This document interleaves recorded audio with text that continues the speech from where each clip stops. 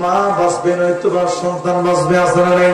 Doctor বলে ও বোন, তোমার কাছে এখন প্রশ্ন হলো আপনি বাঁচবেন নয়তো আপনার সন্তান বাঁচবে, এখন ডিসিশন আপনাদের কাকে নেবেন? তখন বলে মা বলে আমার জীবন যদি চলে যায়, আমার সন্তান দুনিয়ার জমিনের আলো দেখবে। আমি 10 মাস কষ্ট করেছি, আমার সন্তানকে দুনিয়ার জমিন থেকে যাওয়ার ব্যবস্থা তোমরা করিও না, ঠিক কিনা? আলোচনা বলেন না, ঠিক কিনা? তিনি হচ্ছেন না। যখন আপনাকে দুনিয়ার জমিনে সবাই ঘৃণা করবে, সবাই সমাজ থেকে বের করে দিবে, সবাই ঘৃণা করবে, সবাই ধিক্কার জানাবে, আপনাকে সবাই ফেলে দেবে, তখন পাশে থাকবেন যিনি, তিনি হচ্ছেন মা জননী। কথা বলেন ঠিক না ঠিক? ঠিক কিনা আমার ভাইরা? এই মাকে কষ্ট দিলে খোদার আরশ টলে কি হয়ে যায়?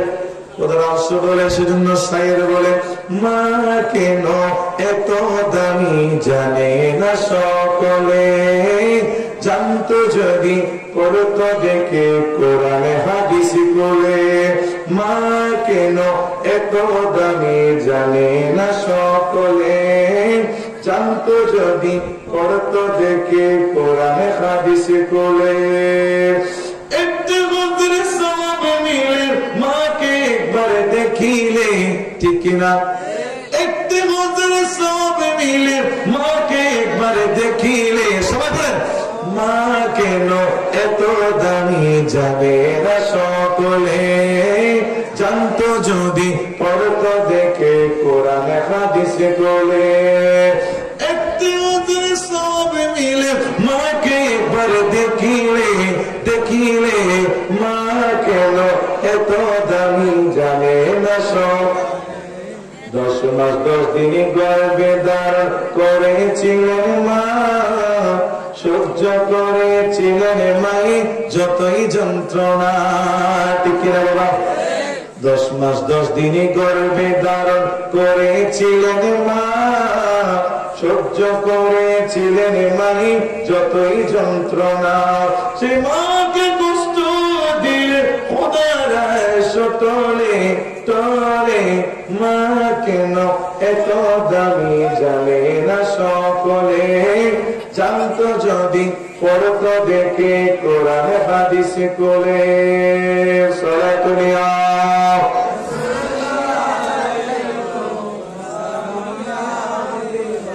আমার ভাইরা, কত সময় মা জননী দুনিয়ার জমিনে আপনি এসেছেন, কত সময় মা জন ঘুমাতে পারে নাই, আছে না নাই? সন্তান কান্না করে, সন্তান সারা রাত জেগে আছে, মাও জেগে আছে সন্তানের জন্য, ঠিক কিনা? এই মা জননী কত রাত ঘুমাতে পারে নাই, কত কষ্ট করেছে। এই যে শীত পড়ছে, শীতের ভিতরে মা জননী ঠান্ডা পানিকে উপেক্ষা করে সন্তানকে ধুয়ে দিচ্ছে। কথা বলেন ঠিক কিনা? দুনিয়ার জীবন, দুনিয়ার জমিনের সবকিছু তুচ্ছ মায়ের কাছে, সন্তান বড় দামি। বলুন সুবহানাল্লাহ। বর্ষা শীতে মায়ের কোলে মূত্র ত্যাগ করিলে, দৌত করে দিত মাই কুসুম গরম জলে, ঠিক কিনা বাবা? বর্ষা শীতে মায়ের কোলে মূত্র ত্যাগ করিলে, দৌত করে দিত মাই কুসুম গরম জলে। মাগের সাথে করতো গোসল, মাগের সাথে করতো গোসল, কখন শীতে বলে বলে মা কেন এত দামি জানে না সকলে, জানতো যদি পড়তো দেখে কোরআনে হাদিস বলে। আল্লাহুম্মা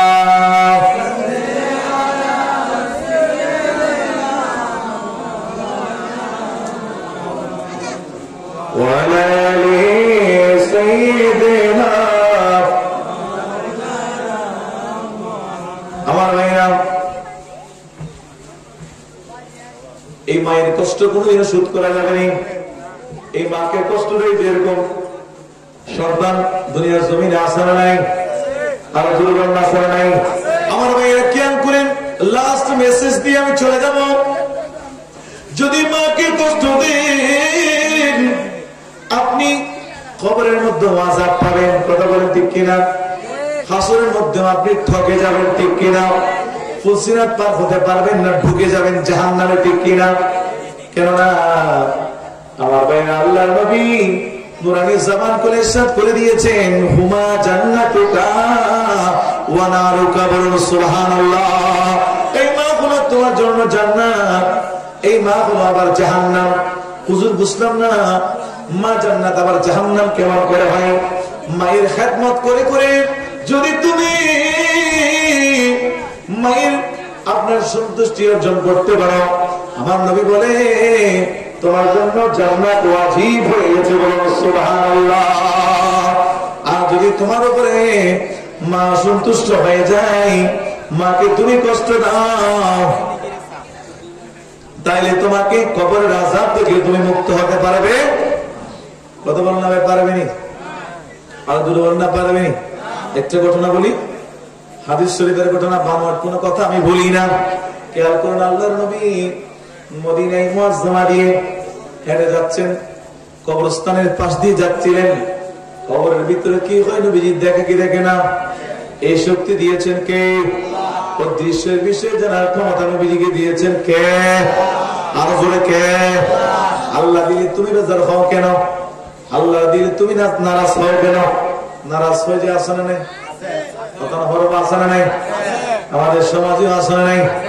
ইলমে গায়ব নবীজির কাছে আছে, আমরা বলি এটা নবীজি আল্লাহ দিয়েছেন বলেই নবীজি পেয়েছেন, সুবহানাল্লাহ। আল্লাহর কাছে গোডাউন, সব ক্ষমতার অধিকারী কে? সব সৃষ্টির স্রষ্টা কে? আমার আপনার আমার নবীজির মালিক যিনি, কে? সব ক্ষমতার ফ্যাক্টরি গোডাউন কোথায়? আল্লাহ দিয়েছেন নবীজিকে। ওয়াল্লাহু ইউতি আনা কাসিম, নবীজি বলে আল্লাহ হচ্ছেন দাতা, আমি রাসূলুল্লাহ হলাম বন্টনকারী, বলি সুবহানাল্লাহ। আর জোরে বলেন সুবহানাল্লাহ। বুঝতে বেশ কম, আমাদেরকে মিসগাইড করার চেষ্টা করে কি করে না? সুতরাং ইলমে গায়ব মাটির উপরে, নিচে, ভিতরে, ডানে বামে, পৃথিবীর পূর্ব থেকে পশ্চিম প্রান্তে কি হয় কি হয় না, সব কিছু আল্লাহ নবীকে জানার ক্ষমতা দিয়ে দিয়েছেন আল্লাহ, বলি সুবহানাল্লাহ। আরো জোরে বলেন না সুবহানাল্লাহ। সেজন্য সাহেব বলে, যা হয়েছে যা কিছু হবে আমার নবী সব জানে, ঠিক কিনা বলেন? আরো জোরে বলেন না, ঠিক কিনা? খোদার দেওয়া যত নিয়ামত আমার নবী দিতে জানে, সুবহানাল্লাহ বলেন। যা হয়েছে যা কিছু হবে আমার নবী সব জানে, খোদার দেওয়া যত নিয়ামত আমার নবী দিতে জানে। সলাতুল্লাহ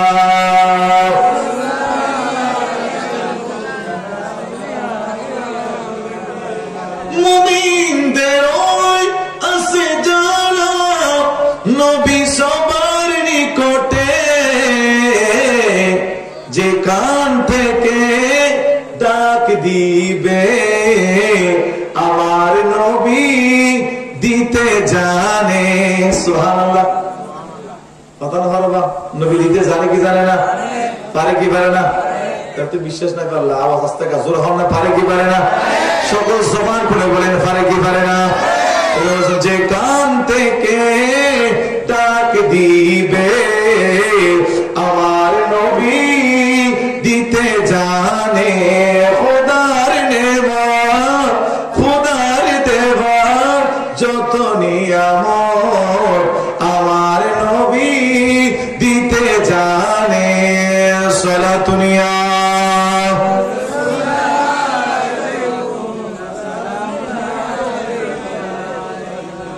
আমার বাবারা খেয়াল করেন, আল্লাহর নবী হেঁটে যাচ্ছিলেন, আমি যেখানে ছিলাম মদিনার রাস্তা দিয়ে, আল্লাহর নবী কবরবাসী কবরস্থানের পাশে গেলেন, কবরের ভিতরে কি হয় নবীজি সেটা দেখতে পাচ্ছেন, সুবহানাল্লাহ।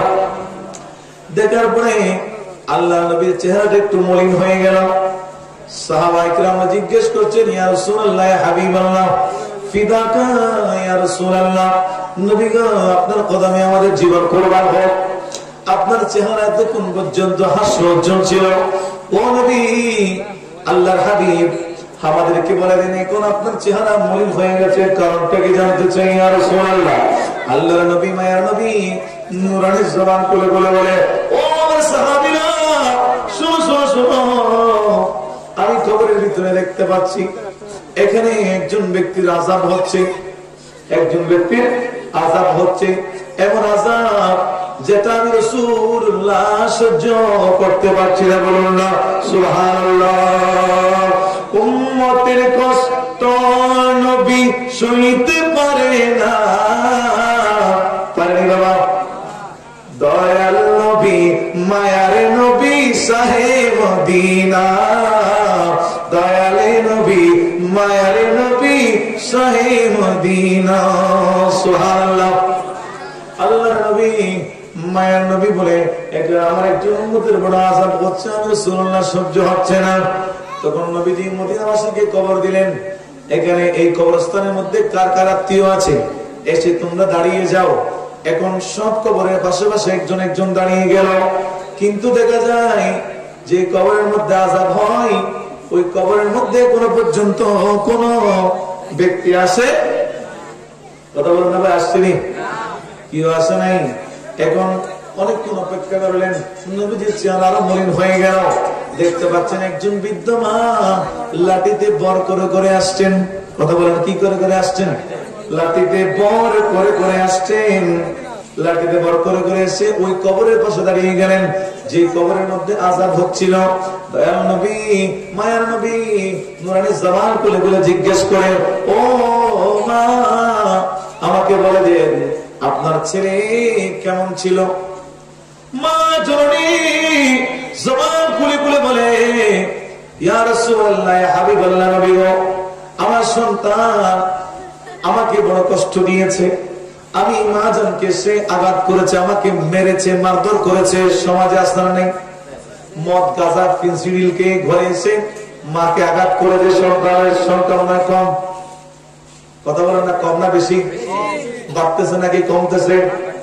কারণ কোরআন হাদিসের আমল, কথা না হওয়ার আমল, আমল নাই, আল্লাহর প্রতি ভয় ভীতি নাই। আমার ভাইরা, পিতা মাতার কবর সন্তান কোথায় যাচ্ছে? কবর পিতা মাতার আসেনি, কথা বলেন না? মুসলিমের কয়জন ছাড়া এই কবর নাই। সেজন্য জুয়ায় পড়ে গেছে, নেশায় পড়ে গেছে। এখন জুয়ার মধ্যে টাকা শেষ করে ফেলেছে, নেশায় পড়ে মদ খেতে খেতে টাকা নাই, আপনার নেশায় মগ্ন হয়ে গেছে। ঘরে এসে মাকে আঘাত করছে, আসলে নাই, টাকা দাও, জমিন বেঁচে দাও। কিছুদিন আগে শুনেছি বাবা আপন সন্তানকে হত্যা করেছে, শুনেছেন কিনা? কারণ বলে, জিজ্ঞেস করলে বলে, আমি এই সন্তানের অত্যাচার অতিষ্ঠ হয়ে গেলাম, তার অত্যাচার আমার আর সহ্য হয় না। তার মাকে সে অনেকবার আঘাত করেছে, তার মাকে সে কষ্ট দিয়েছে, আমাকে মারধর করেছে, জমি বিক্রি হলে তাকে টাকা দিতে হবে, নেশা বড় খারাপ। আমার ভাইরা, সুতরাং সন্তানের খবর রাখার দরকার আছে নাই? আপনার সন্তানকে স্কুলে পাঠাচ্ছেন, কলেজে পাঠাচ্ছেন, ইউনিভার্সিটিতে পাঠাচ্ছেন, অর্থ দিচ্ছেন, পয়সা দিচ্ছেন, যা লাগে তা দিচ্ছেন, কিন্তু সবচেয়ে বড় দাবি হলো আপনার সন্তান কোন পথে যাচ্ছে, কোন দিকে যাচ্ছে, সৎ সাথে আছে কিনা, নাকি অসৎ সাথে অসৎ সঙ্গে সর্বনাশ হয়ে যাচ্ছে। এই খবর রাখার দরকার আছে না বাবা? আজও মনে আছে নাই? এই খবর রাখতে হবে, নয়তোবা মাকে, আপনাকে, আপনার স্ত্রীকে আঘাত করতে ওই সন্তান কিন্তু পরিমাণ দ্বিধাবোধ করবে। আমার ভাইরা খেয়াল করেন, গভীর মনোযোগ দিয়ে খেয়াল করেন। ওই বৃদ্ধা মা বলেন, আমাকে আঘাত করেছে, কষ্ট দিয়েছে, আমি সহ্য করতে পারি নাই। আমি আল্লাহকে বলেছিলাম, ও রব্বুল আলামিন, আমি আমার সন্তানের কষ্ট দুনিয়াতে সহ্য করতে পারবো না। আমার সন্তান যখন মারা যাবে, আল্লাহ তুমি তাকে কবরের আযাব দিও। কি দিও? মায়ের দোয়া কোন ফরজ আসেনি বাবা?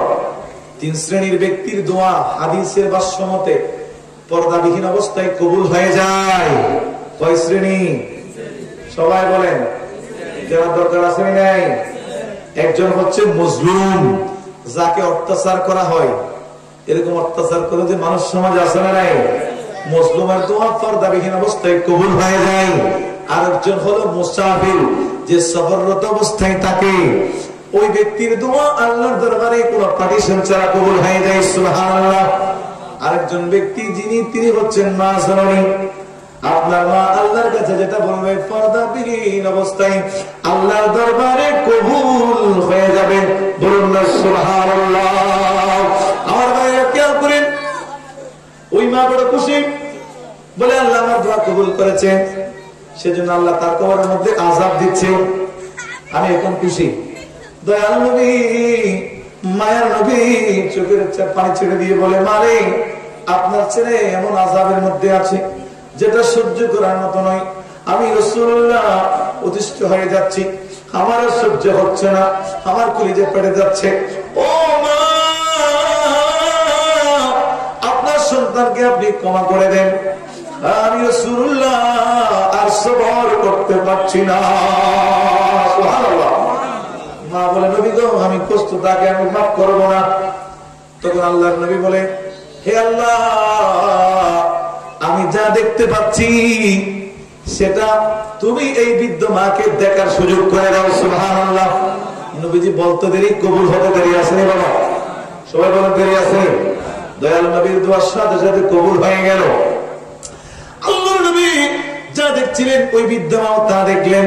কবরের মধ্যে আযাব হচ্ছে, মায়ের সাথে আপনার অবাধ্য হওয়ার কারণে যে আযাব হচ্ছে, জীবিত মানুষ থেকে তার চামড়াটা তুলে ফেলা হচ্ছে। কথা বলেন, কি করা হচ্ছে? চামড়া উঠে ফেলা হচ্ছে, চামড়া তুলে ফেলা হচ্ছে। এটা দেখে ওই বৃদ্ধ মা সাথে সাথে বেহুশ হয়ে গেল। কথা বলেন, কি হয়ে গেল? বেহুশ হয়ে গেল। এইরকম কঠিন আযাব দেখে, কারণ সন্তানের কষ্ট মা সহ্য করতে পারে, আর যদি বলেন না পারেনি। সন্তান মায়ের কষ্ট সহ্য করতে পারে, মার সাথে সন্তান কথা না বলে পারে, মার থেকে আলাদা করে জুদা করে খেতে পারে, কিন্তু মা জননী সন্তানকে জুদা রেখে খাইতে পারে, কারণ তিনি তো মা। তিনি কি?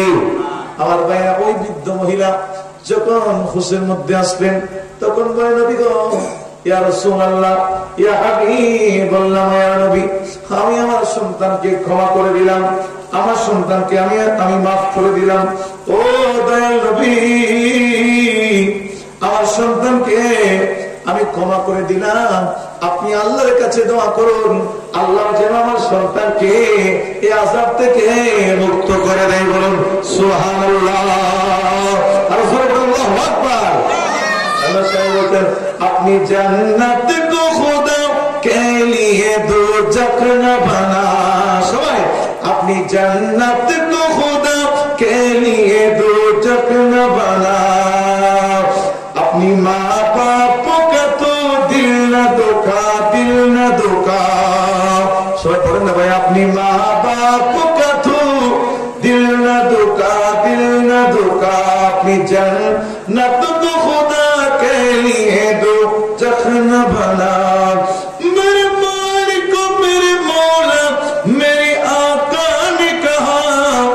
अपनी जन्नत को खुदा के लिए दो जख्न बना। सलातुल्लाह।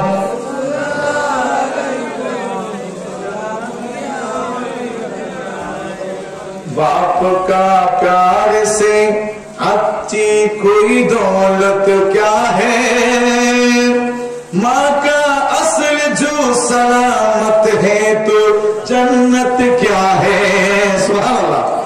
बाप का प्यार से अस्सी कोई दौलत क्या है, माँ का असल जो सलामत है तो जन्नत क्या है।